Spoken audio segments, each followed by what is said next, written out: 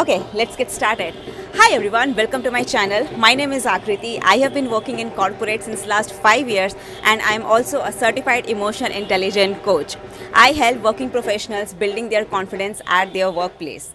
Today I am going to talk about one journey that transformed me. The journey began when I got laid off. That was the most toughest phase of my life because coming from a family where job is a lot of thing and also my identity was attached to that job, it was tough to accept, but somehow I managed that. तो जब मेरा ले off हुआ था I manage to found another job but that was on contract basis yes that was not a full time but on a contract basis and those people told me that I will be a full time employ in 6 months if I perform well. It means कि मेरे पास सिर्फ 6 महीने थे अपने आप को prove करने के लिए उस जॉब में. The job was good, people was good, I was enjoying my work and I was getting settled down. After that, my father met with an accident. Yes, it was a major accident in which my father lost his one limb. One limb means the right leg was not there after the accident. It was a tough phase financially, emotionally, mentally, physically, everywhere. It was a chaos.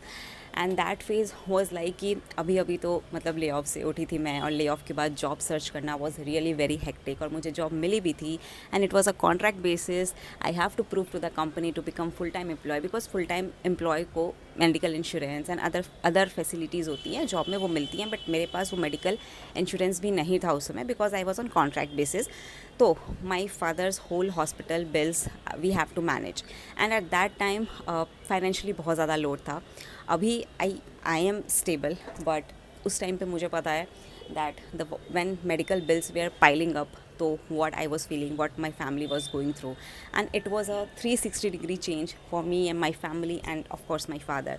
My father used to manage everything at my home, but seeing my father just lying on bed and doing nothing, it felt very heartbroken. And in all of those things मैं अपनी company से ज़्यादा छुट्टी भी नहीं ले सकती थी because I was on contract. मैं मेडिकल इंश्योरेंस भी नहीं ले सकती थी because I was on contract. So there were lot of things going on. Although my workplace people were very very supportive, they supported me a lot and I am very grateful for that.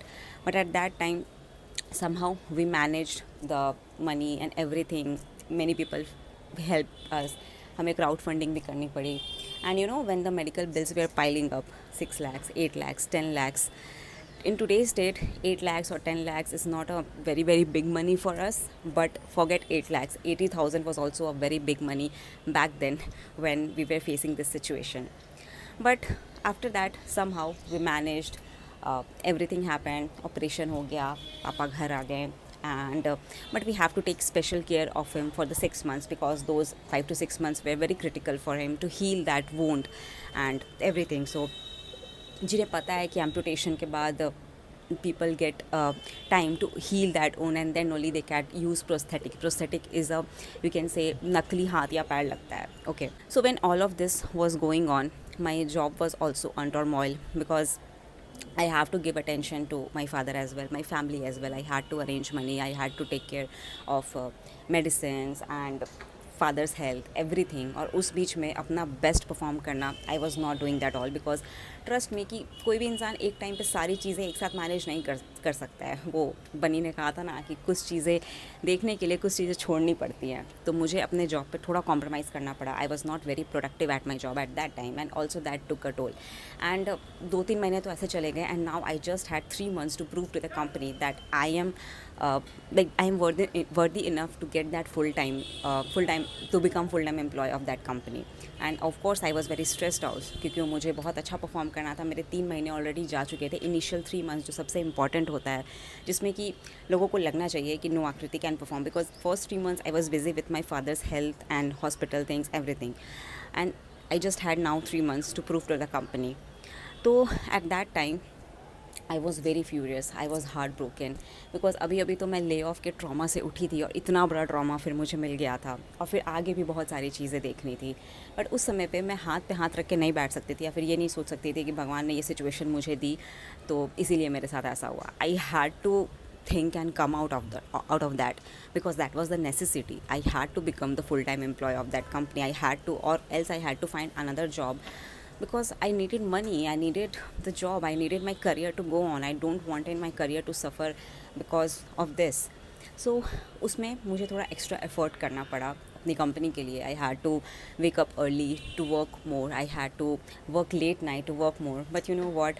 But when I was doing this with full intention, full positivity, and I was doing this because I just wanted to do this. I just had to do this. So I proved, and after 3 months, I not only got full-time employee, but also I got appraised.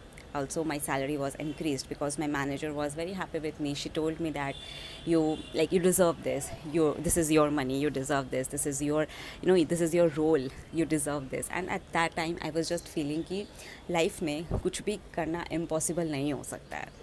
अगर आप चाहते हो, दिल से चाहते हो कुछ करना, और अगर आपकी ज़रूरत बनती है ना, तो you will work hard towards that. You can not just sleep, you can not just let it go, you just have to work. और कोई ऑल्टरनेटिव नहीं होता, हार्ड वर्क का कोई भी ऑल्टरनेटिव नहीं होता है. किसी भी सिचुएशन में आपको काम करना ही पड़ता है अगर वो ज़रूरत है तो.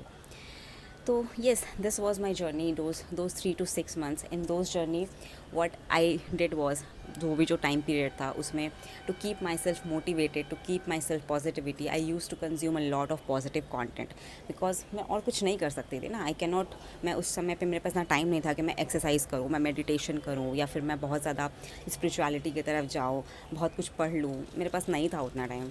तो जो भी मेरे पास थोड़ा बहुत टाइम था, मैंने उसको यूज़ किया पॉजिटिव कंटेंट कंज्यूम करने में. मैं बीके शिवानी के वीडियोस देखती थी. I watch Sadhguru videos. Then I learn lot of techniques जिससे कि आपकी इमोशनल स्टेबिलिटी आती है, आपकी लाइफ में थोड़ा सा हीलिंग होता है, like hooponopono prayer. I learn that at that time. तो ये सारी चीज़ें मैंने सीखी, मैंने कंज्यूम करी और अप्लाई भी करी, apart from the studies and the work that I was doing.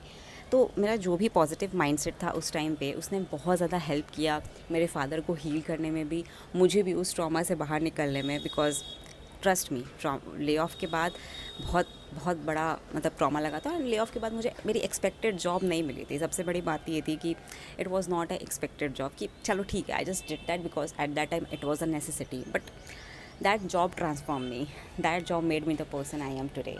The manager I got at that job was the best manager I ever got. तो वो होता है ना, आपदा में भी अवसर ढूंढना. तो मेरे साथ कुछ वैसा ही हुआ.